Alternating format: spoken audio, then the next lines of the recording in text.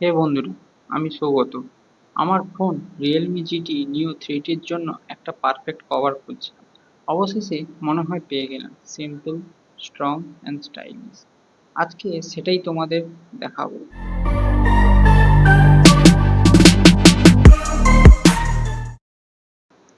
অনেকে ভাবে এমন আমার ডিজাইন মানে দাম বেশি, কিন্তু আসলে এই টাইপের কভারগুলো খুবই কম দামে হেভি প্রোটেকশন দেয়। দাম কম, প্রোটেকশন ফুল।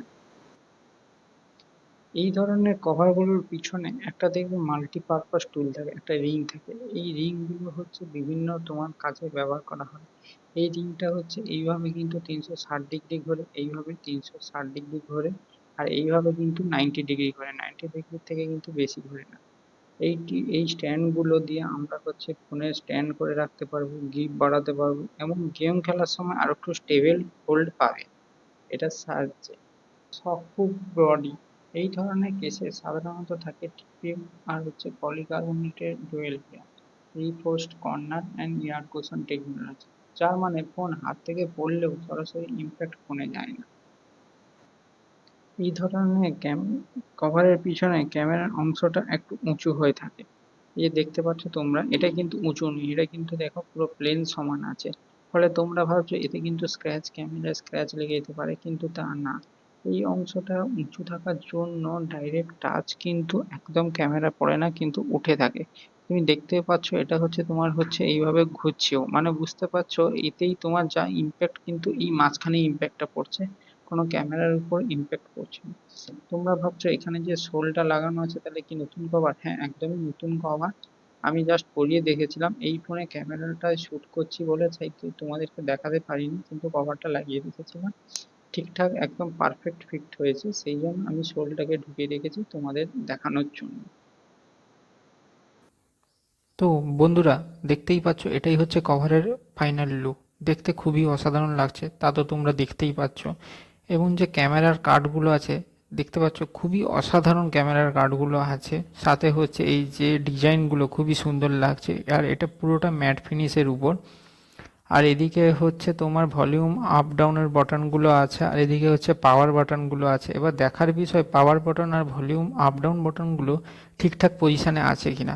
দেখা যাক তাহলে পাওয়ার বাটনটা ঠিকঠাক করে কাজ করছে কিনা।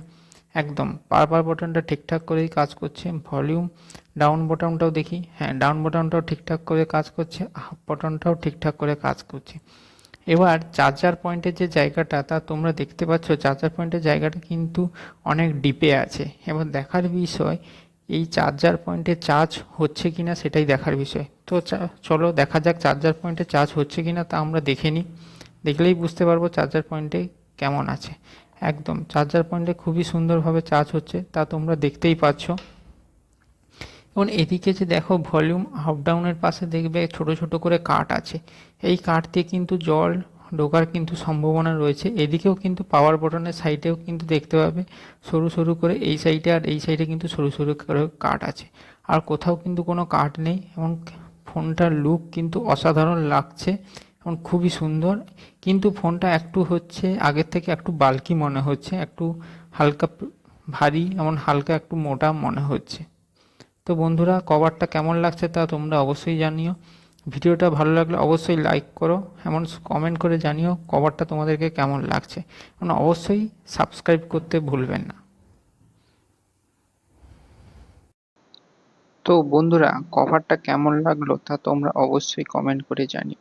দেখতে পাচ্ছ তোমরা, আলোটা একটু একটু করে কমে আসছে।